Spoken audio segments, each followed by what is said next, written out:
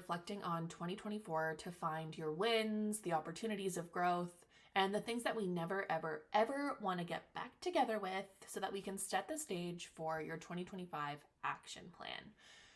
We're going to cover content, sales, and time allocation of what worked, what didn't, and what needs to change so that you can have the best year yet in 2025.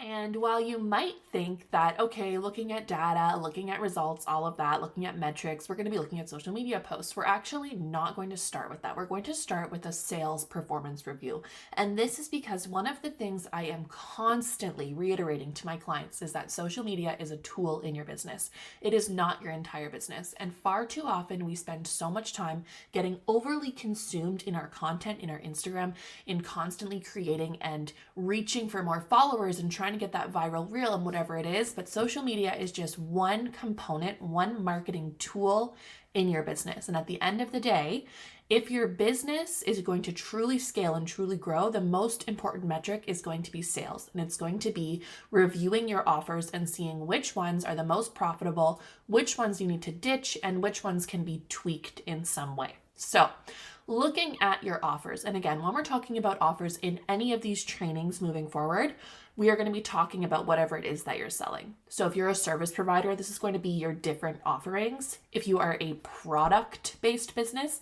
this is going to be your different products, but let's say categories rather than the individual products.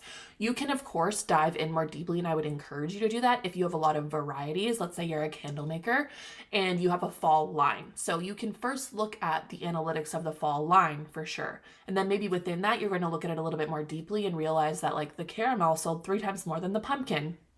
And this is going to help you make decisions moving into next year's promotions. As a service provider, you're going to look at the ones that sold the most and the ones that sold the least. But more than that, no matter what your business is, no matter what your offer is, I want you to be really, really careful about how profitable they are. So sometimes we will have a top selling offer, something that is flying off the shelves. It's the thing that's purchased the most frequently in your business. So maybe this is a custom order or a mid-tier in your services, whatever it is. I want you to make sure that this is truly profitable for you. If you are selling ready-made products or digital products, then you can skip over this profitability check. But if you are doing something custom or you are tweaking things or you are providing a service or whatever it might be, something that requires you to actually go and put time after the sale. So it's not a passive product here. We want to make sure that it's profitable because just because you're selling something a lot of time, that sales volume doesn't mean that it's necessarily profitable. We need to take into consideration all of the costs that are associated with each offer. So let's say you have a meal prep business and your most successful offer is having people come over on Tuesday morning and you meal prep 5 things and you've priced it at $2.15. Well, just because that one is selling the most and every week you consistently have 2 or 3 people in that class doesn't mean it's necessarily the most profitable, because maybe you go through your receipts, you go through the average of all the groceries every week, and you realize that you're actually spending $175 in groceries for each person. So now your profit just from the ingredients alone is significantly smaller. It's only about $30. So now what you've decided is that you are paying yourself $60 to $90 if 3 people attend that class. So is your time that it goes into marketing, executing that offer worth it? And what needs to change in order to make this more profitable? We're not saying that a less profitable offer that's selling well is something that we're going to remove from your business in 2025, but we are going to look at how to increase that return so that it's as profitable as possible. So this might mean increasing the price. This might mean increasing the number of people that are doing it at one time so that you are getting more bang for your buck. This could be reducing your expenses in some way. Whatever it is, we want to make sure that your profits are a priority in 2025. And at the same time, you are going to look at those underperforming offers. What things didn't sell as expected? What products did you think were going to be really popular last Christmas, but then they actually weren't? What offers did you think were going to be a super easy yes, but people weren't biting on them? we're going to look at those a little bit more deeply, and you're going to think about it from a whole picture. Was it a messaging issue? Was it a launch problem where you didn't have enough of a pre-launch period?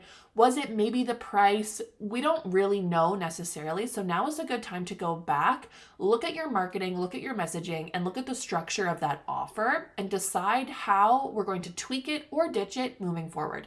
And if you're not sure, this is a great time to send out a survey to your audience. You can just send out a survey asking them on email or put up some polls on your Instagram story saying, remember when I offered this last September? What do you remember about this offer? Were you a yes? Were you a no? What would have made it an easier yes for you? Things like that. Your audience is there because they want to be there, and you are there to serve them in some way. So making sure that you have that open dialogue and you're just directly asking them for feedback is the best way that you're going to be able to build offers moving forward that are exactly what they're looking for. Once you have gone through all of your offers from last year and you've analyzed which ones were the top sellers, which ones were the most and least profitable, and which ones were underselling, we would love to see the results from your year so that you can plan out the best year moving forward. All right, next up, you might feel a little bit salty about this one, but we are going to actually look at your time allocation. And this is something that is so important to think about as a small business owner because so often you are the only one running the entire show. You are the only one who is doing marketing, sales, admin, client work, outreach, everything, on top of also trying to be a normal human and maybe in your 9 to 5 or maybe being a mom or maybe training for a marathon, whatever it is. You are a whole human, but you are also the whole company. So ensuring that you are allocating your time to all the different departments of your business is really important. But the only way that you can determine if you are allocating properly or if there are any tweaks that need to be made in your allocation is to know what is currently going on in your business. So while it will be pretty much impossible for you to know, okay, well, I spent X amount of hours all year long on marketing and X amount of hours on admin, if you take a few minutes to reflect, you'll get a pretty good idea. And I'm willing to bet that for most of you, the majority of your time is going to be feeling like you are just sucked into social media, whether that is your content creation on Canva, writing your captions, figuring out what it is to post, getting lost in a doom scroll. A lot of time tends to end up in this like Instagram vortex.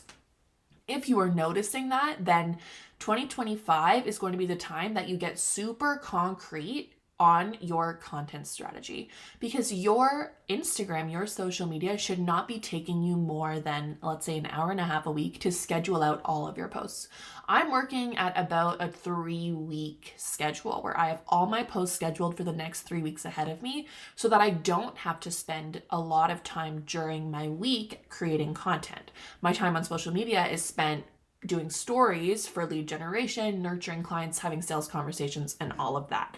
When you have decided, okay, I spent too long on Instagram this year, I know I need a content strategy, cool. What else are you spending your time on? Maybe it's client work. If client work is taking up a lot of your time and it's preventing you from working on your business because you're always working in your business. So let's say you're a photographer and the majority of your time is spent shooting clients and then editing them. And you have so little time to work on the admin and to work on your lead generation and to do all of the other things that are essential, like updating your website, yada, yada.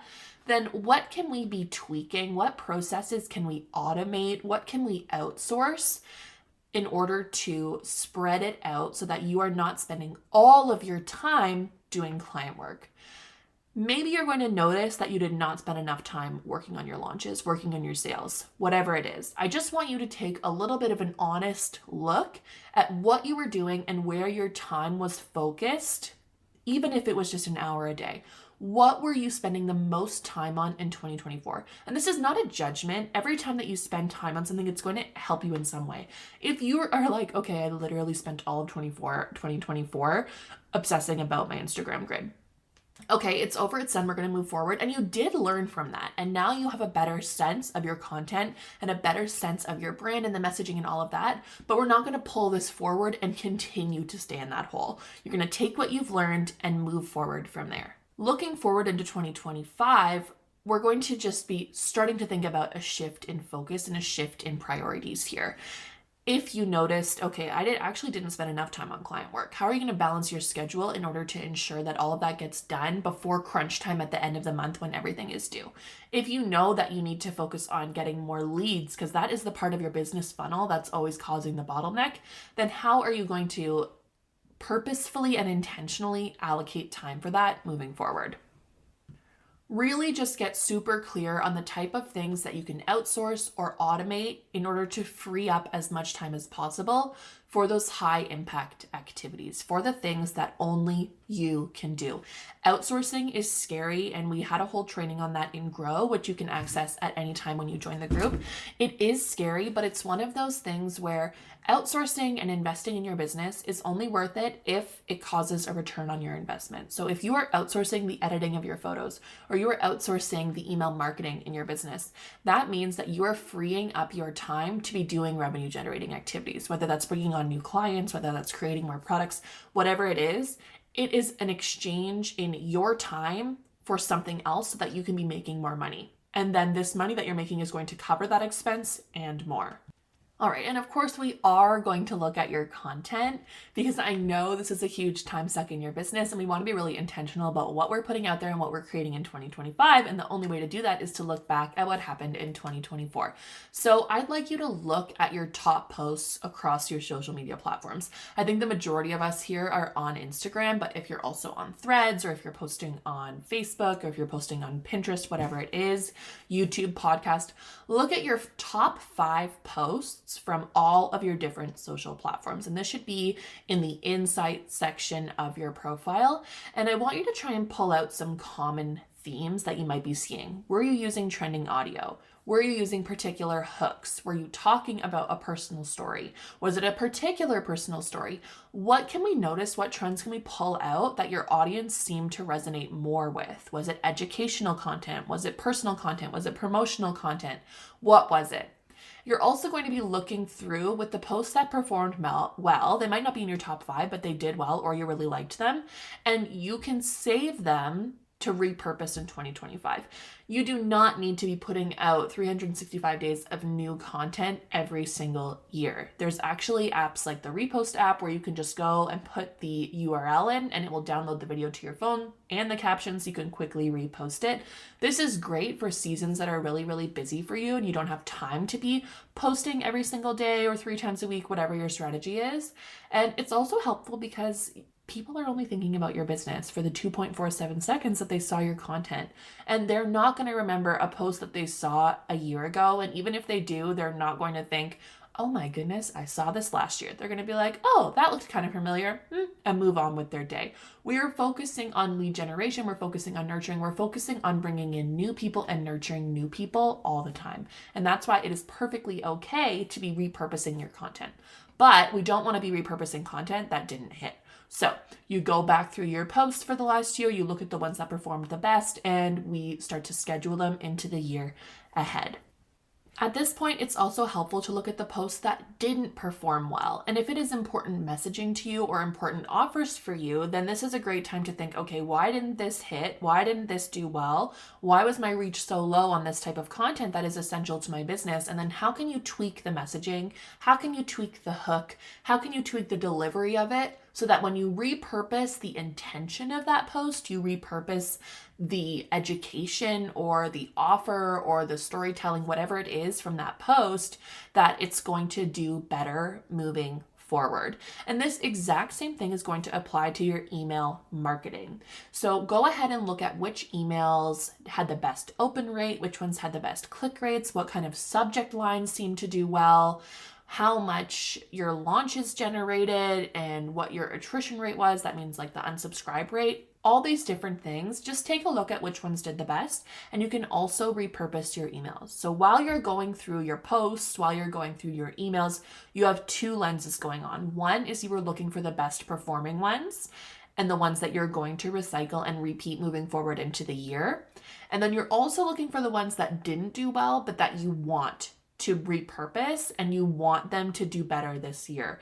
The ideas that you want to recycle and have a better result. When you're working through those two things, I would recommend just popping links and popping copy into a Google Doc, and you can go ahead and organize that later and schedule it out later, but just keep it all in one easy to find spot for you, because it is daunting to look through an entire year of content or an entire year of email marketing.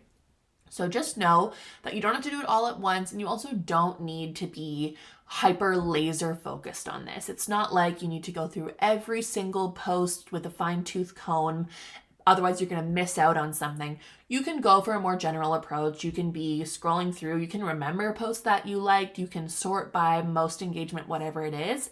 Just knowing that having some sort of intentional focus for 2025 based on your results of 2024 is really going to help you with your content strategy.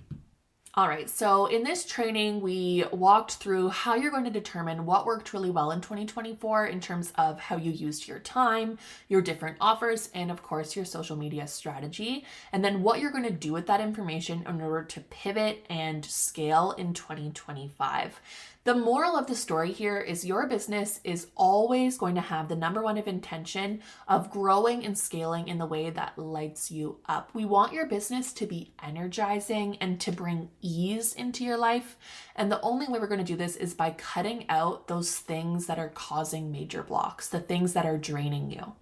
So your homework for the week is to spend some time going through your content, reviewing your offers, thinking about how you spent your time this year, popping it all in a Google Doc, and then writing some sort of summary. When you spend the time reflecting and reviewing, it's going to get your wheels turning, thinking about the shifts that you're going to make moving forward into the new year and the things that are going to make the most sense for you.